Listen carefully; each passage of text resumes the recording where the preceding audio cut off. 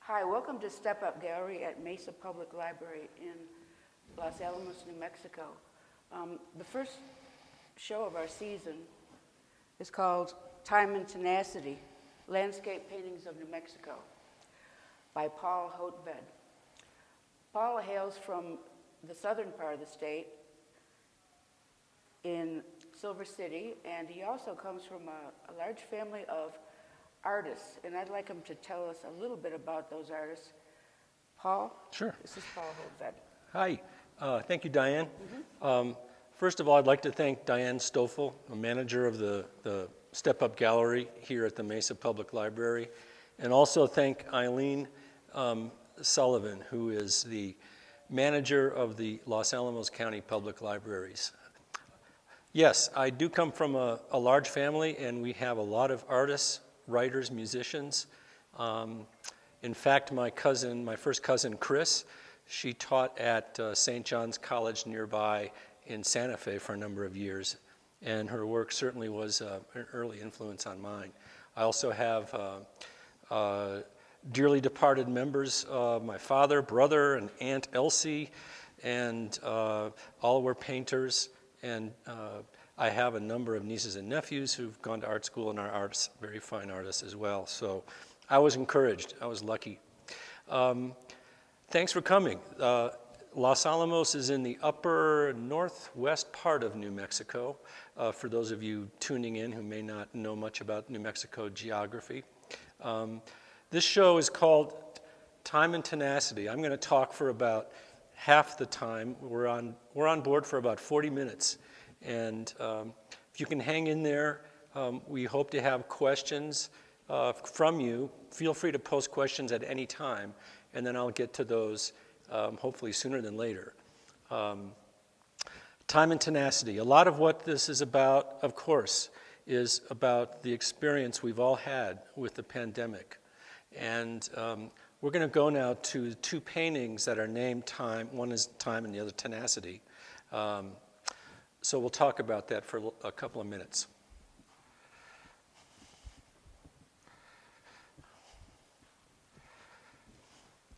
Is this good here? Great. Much of my work since about 1993 has been outdoors, working live, or plein air as it's commonly called. And it has been interspersed with studio work that I've worked on from time to time. And especially during the pandemic, I started concentrating on that studio work. And the two paintings we're going to look at, Time and Tenacity, are examples of that. Neither of these works work from photographs. They were really done working with abstract imagery, straight up, and I would do what we all do when we look into a rock or a cloud or we see a pattern or an image, and I started developing things based on those impressions. At first this location was someplace in a sunken bog, and then it was an island in the North Atlantic. And it slowly became something which the amateur geologist in me called the beginning of the Rio Grande Rift Valley about 30 million years ago. And it was just after a series of strokes with the palette knife that a mesa form started to emerge, and the thing fell into place. And it just sort of made sense, because I think for all of us, we've been trying to frame the pandemic in our own ways, and it was a way for me to think about how this virus, which is viruses are millions of years, if not billions of years old, how it puts us in our place. And the geology of New Mexico, like a lot of our geology, formed by volcanism. In this case, the Rio Grande Rift Valley spreading apart, maybe become as big as the Atlantic Ocean someday, but it helped me put some perspective on things. But it was tough, like a lot of us, there were times I struggled to work, but it was ironic because as other activities were shut down, I found I was focusing more on my studio work. So the Tenacity painting over here to the left is of a specific place that does exist. It's it's a meadow or a field high up on a mesa, or I should say a canyon called Saddle Rock Canyon, not too far from my home in Silver City. And by the way, Silver City is about 5 hours south of here. So it's not like we're in Maryland anymore and we can just hop on a bus and get from one end of the state to the other in a few minutes. But it's in the top of this canyon, and you have to really clamber up. And I was clambering up the side of this canyon. And this is done from imagination. This is kind of a fantasy, if you will, on that spot. And you come up upon this place, and all of a sudden, you're there looking off into the sky, and the clouds are coming right up out of the north and going out into space in that beautiful New Mexican way. And it's just a special place. And yes, I found pottery shards there that are about 1,000 years old. And of course, it's a public land. It's part of the Gila National Forest, so you leave them be where you found them. But this is a place that's been known as special for a long time to a lot of people. And it's emblematic to me of the tenacity of the New Mexican landscape, and indirectly then the tenacity that we've all had to rely upon during this pandemic. So I'm really, I wanted to frame today's talk with these two paintings. So let's take a look at a couple of other things here. Like I said, most of my work since 1993 has been done outside for the most part in one sitting. And as it's called plein air work. And my particular practice has been to try to be immersed in the setting and do it in one visit. And these paintings in this show, there are a number of them that represent the greatest extent to which I can take that in terms of size, scale, and so forth. This is a good example. This is from Saddle Rock Canyon again. And I love going to Saddle Rock because it's about 15 miles away from my home, and I can use one of my greatest tools, which is my car. I can drive around on this canyon road, miles of canyon road, and then explore, and then find places as they occur, and set up and work.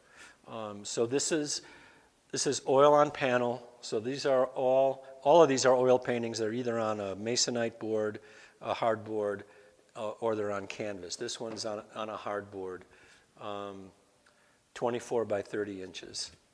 This is a smaller, almost a sketch-like painting from a year before. Oh, this is last summer, by the way. This was 2020, so that's 2021, 2020. This one is called Red Canyon Floor. This one is called Canyon High Ground. Let's move down the row here, if we have the cord. Great.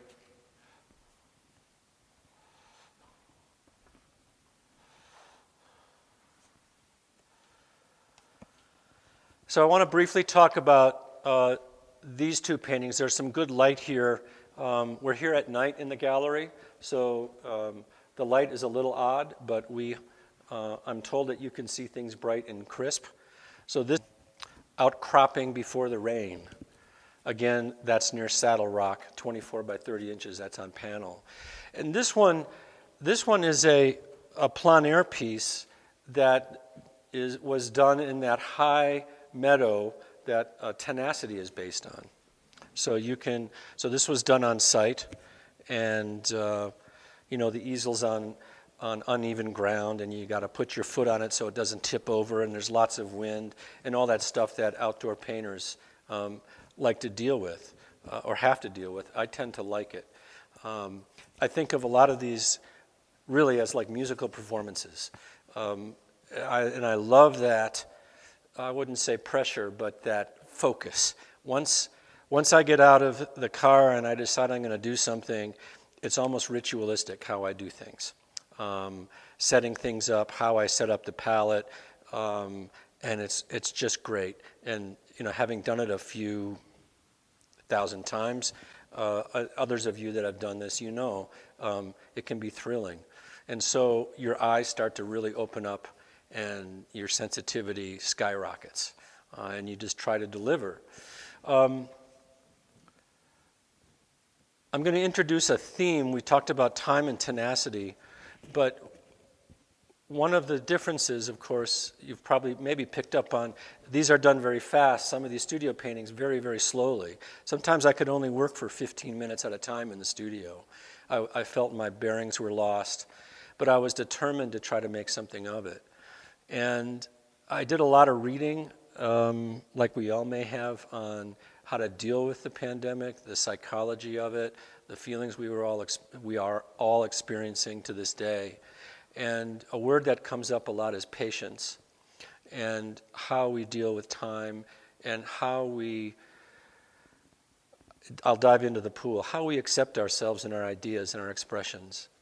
And I had time on my hands, more than I ever had to work. And so really this show depicts two different kinds of the ends of one's patience. Very immediate, spontaneous, with an exhilaration to it, and then that kind of feeling of immense time available to oneself and how to fill it, almost overwhelming. And so I'd say patience is another element here.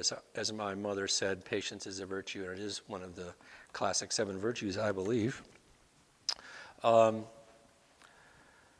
right. How are we doing on time? We've got about 10 minutes into it, 15 minutes into it. We're good? Okay. Saddle Rock is pretty varied in its structure. It's part of the volcanic activity that is about 35 million years old down in southwestern New Mexico. And a friend of mine, a painter, Eric Sandgren, a very fine artist in the Pacific Northwest, we go way back to East Coast days. And we were talking about early on in the pandemic, and he was musing, really there, I want to have a response as an artist to the pandemic. And I thought, I should really have one too. And Eric did his thing, and I was painting along thinking, well, what's my response? And I was just looking at these canyon walls, and it occurred to me the subject was right in front of me, and what it was the beauty of our limitations. If we can stop and no, we can't do everything. We can't do it right now. And as Americans, we're used to doing a lot of things when we want to, how we want to, and all of a sudden we can't. And the canyon walls became that beauty for me. I can't go above them, but I can stand on the floor of them and I can admire them for what they are. And so there are a number of paintings in the show here that have canyon wall in them. This one's called Canyon Wall West, and don't try to look for it there. There's about 7,000 Canyon Wall Wests there, I'm sure. But all of a sudden they became beautiful for me, and the tones of the rocks and so forth. And I might add, the palette in New Mexico is very slippery to work with. It takes a long time. It took a long time for me to discover anything that gave me any kind of satisfaction. A lot of it because of the earth tones and the fact that the greens and the reds are so close together, and the light values are so high. So it has been a challenge. Once in a while I do a painting that looks like Maryland or Scotland or something like that, but for the most part, New Mexico has a very unique palette. This is a longer view of Saddle Rock. This is the kind of mountainside you see there, and you weave in and out of these floors. They're almost like fjords without the water. They come right down to this sandy bottom of the canyon floor, and you can walk or drive around there. And I'm oftentimes accompanied or visited by people on ATVs or people doing rifle practice. And there have been times the rifle practice has been pretty intense, and I feel like I'm in the Vietnam War out there doing my thing. And it's a real test of one's nerve to be painting with rifle fire going on all around you. But this is a typical of Saddle Rock. So let's go around the corner here. There's a couple of small paintings. So I'll go this way.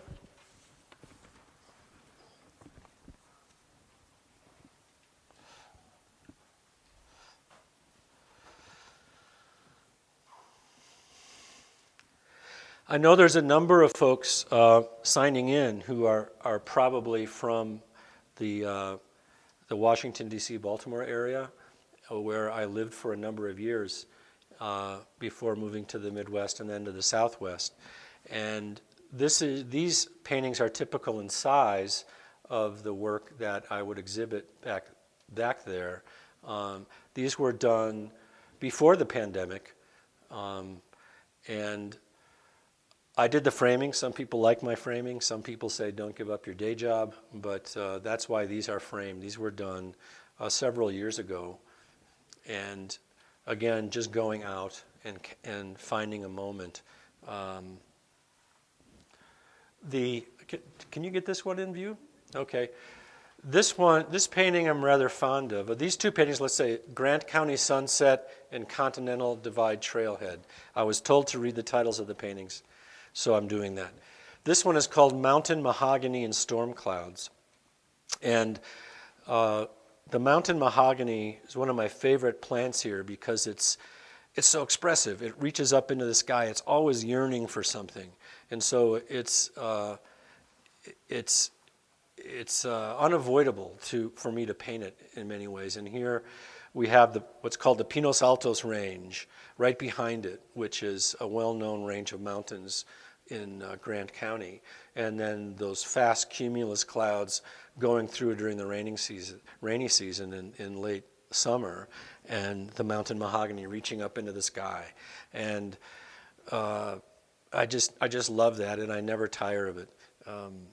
Now I have a camera. I got a camera last year to document my work, and I'm out there taking photographs now of these things, which never seems to bore me. So in Kansas, I painted the rough-leaved dogwood.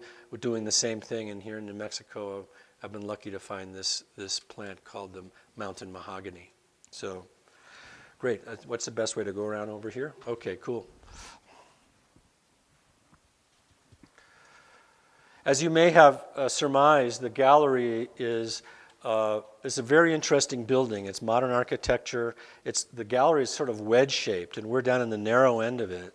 And it has a maximum amount of wall space. They have these columns here. So there's 56 paintings in the show, and that's a lot of work. And I was glad to have the opportunity to fill it up, but that's why we're sort of going in and out of things. So let's see, where are we? Everything okay there on your end? This is one of my favorite plein air pieces, again, of Saddle Rock. It's called The Angle, and it's 24 by 30 inches. This is on canvas. And for those of you who don't paint too much, maybe you would like to know that working on board gives you an immediate presence and feeling. And working on canvas, there's a little bit more activity. Also, there's the prospect of the canvas acting like a sail on your easel, and you float off into Colorado. But the advantage, of course, is it's lighter weight. And there's that's what it is. This is New Mexico. It's scrub, it's the mountainside, and these delicious clouds in the rainy season. This is a small hillside in nearby Cliff, New Mexico. Just a thing one stops and sees on the way to the grocery store or to a friend's house. This is called Highway 180, which is the road that goes out to Saddle Rock. So Saddle Rock is down here a ways, and my house in Silver City is in back of here about 10 miles. One day I came across a rainstorm, and I jokingly referred to Scotland earlier, but it did, it did look all of a sudden like the British Isles, and we had some rain. This is called Sage Hills, again, the Saddle Rock area. And, for every painting that's in here, there are 10 more that aren't. And everybody knows that, who's done some work. It's been said many times that the painter's greatest friend is a rag. And when I was teaching, I would often, with tongue-in-cheek, give students an A for the day if they wiped down their paintings. So the paintings that are in here represent the paintings that made it. There's lots of times you go out and you come back and it's like, yeah. And of course you never know. Sometimes it takes a while.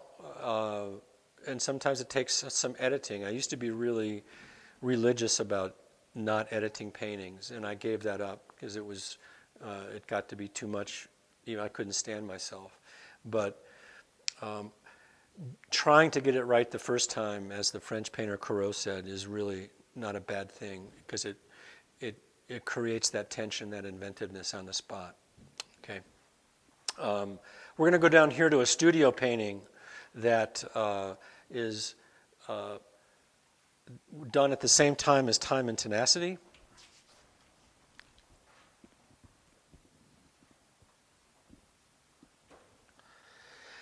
And Time and Tenacity especially Time, got me thinking about imaginary geographies and geologies. And I've long been interested in imagination and place, and did some work with some fine folks back in Kansas on that. We held a couple of conferences and had some real smart folks from around the country and the world come and talk to us about different ways imagination and place interact. And in this case, what I was exploring is an imaginary view of what Wisconsin, my home state, might have looked like before anybody was there, right after the glaciers receded. Maybe a person or two coming along. But this and another painting down the road here, what will be Ontario, they were just fun. They were just fun for me to explore, and not looking at anything, just imagining what it would be like to paint, instead of plein air, these imaginary geographies. And it led me to some new work, which I'm working on in the studio. And of course, lots of artists like to talk about their new work, but I'm not going to do that. But I'm glad to say new work's coming around. Again, here we've got something called Three Paths. And yes, Saddle Rock again. There are 3 paths here. And imagine painting this, and all of a sudden, 3 or 4 ATVs coming around the corner at breakneck speed with people looking at me like, oh, look at that guy. And they're swilling beers, and there's kind of a unspoken respect for anybody that has the interest to stand outside in the bugs, in the heat, and the wind, and the sand blowing with another person who does the same thing. Painting all of a sudden becomes cool to an ATVer who's doing his or her thing. And I get this nod of, that's cool, man. I get it, And once in a while somebody stops and takes a look. And I like that interaction. And it does happen. It does happen more than you might think. All right. Let's see. Where are we? Do we want to go down the road? Let's go all the way down to this painting that's called Gila River Falls. And this painting precedes the pandemic by a couple years. It was exhibited before at the Western New Mexico University McRae Gallery several years ago.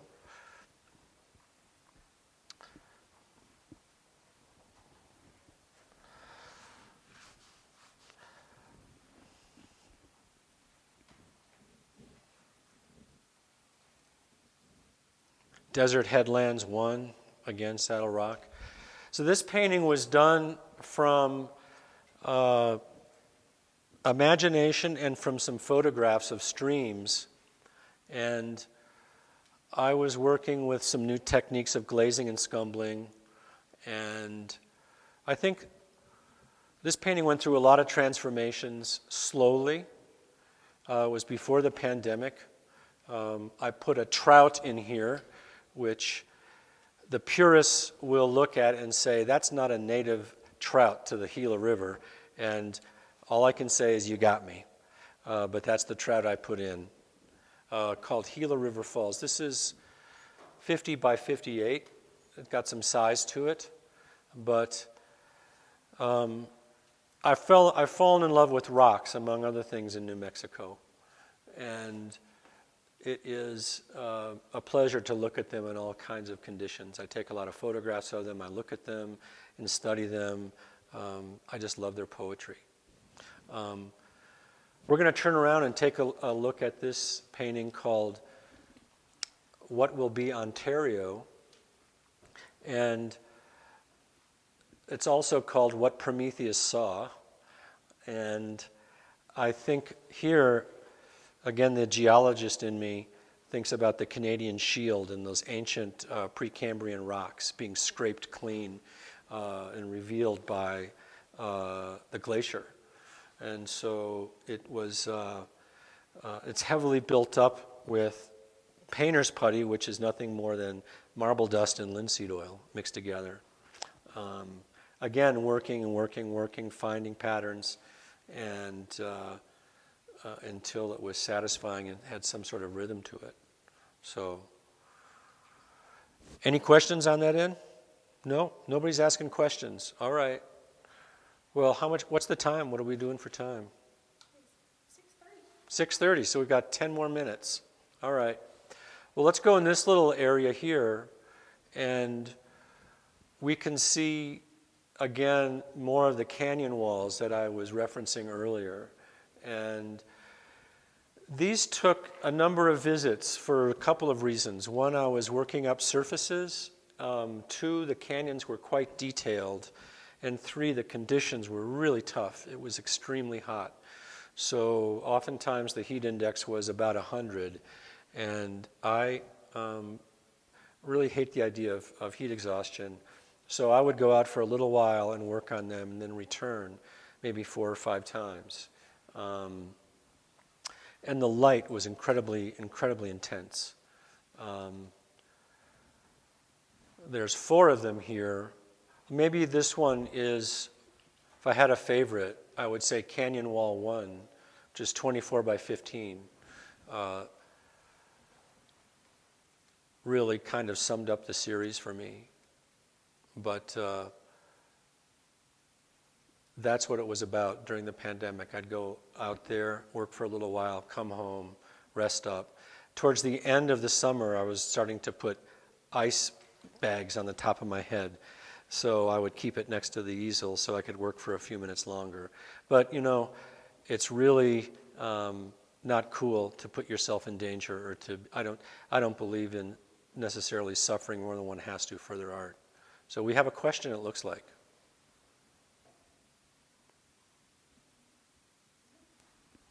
Yep, I've got a question. Yeah. Oh, first of all, I'd like to introduce my partner, Renee Dupre. And Renee, come on over here.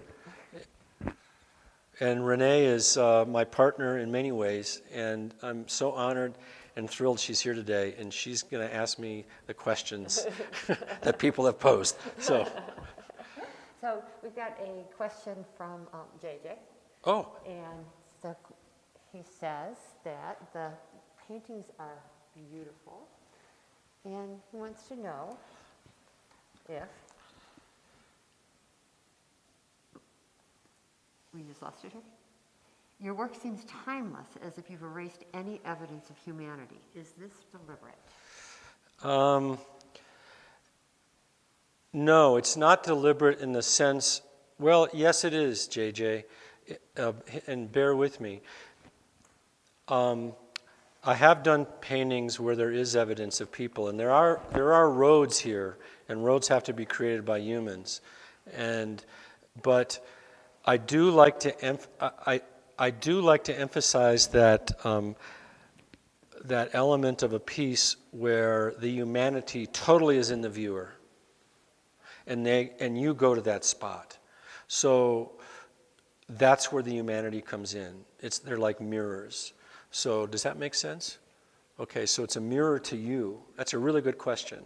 I don't go out of my way necessarily. I remember a number of paintings in Kansas where I had the telephone poles and other things like that, and that's not a big deal. But it is something. The timelessness, I think, I take that as a compliment. So thank you. But that's really what it's meant to be, is for people to go into that space, We've got another question, this one from Mary Hotvedt. Okay. Paul, some Southwest paintings show a primary color palette. You use a more muted one. What is your thinking about it? Okay, my wood paintings? Some Southwest paintings show a primary color palette, and you use a more muted one. I think because of the complexity, there is, and the complexity and the variety that's available. That's a good question. I think if I only did a couple paintings a year, maybe my palette would be different. But let's go back to that theme of patience and what one does with one's time and effort. I think that one of the qualities of any painting that I enjoy personally is somebody noted something that was slightly different than another thing, and they were able to say, here, this is a little bit different, and that's where a lot of beauty comes out for me. Something is a little different, so I try to note that. And if you can develop that facility, it gives you a passport to go more places, and I like that passport. And we have another question from Bert. I'm curious about the time of day and the changing light and how you work to capture the light you want on your painting. Great. Thanks, Bert. My internal clock favors working in late afternoon, although at times I've been stretching that into mornings more recently. Again, heat is a factor. But a lot of painters and photographers and poets and writers know the light gets redder as the afternoon goes on. And the hardest part is to paint in the middle of the day when the light is primarily bluish, yellowish. It can give a very steely look to things. And also there's an absence of shadows. So really what happens is I'm aware of the light, but I try to scan what's in front of me almost like a computer sees things and be sort of indifferent, but just note the colors. And this is painting 101. Work from large masses, notice the light, and also I can't really stop and do a painting based on a fleeting moment, because if the clouds are moving fast, it's going to change by the time I get set up. So sometimes you just have to fake it. Great. I think we're about out of time. Wonderful. Thank you, everybody, for joining in. And it's an unusual time, isn't it? But I'm lucky to be here, have my work here. And I thank our technical staff. It's Catherine, and Pat? Sarah. Catherine and Sarah, for two younger folks who know what they're doing with technology. So anyway, thanks again, and stay in touch.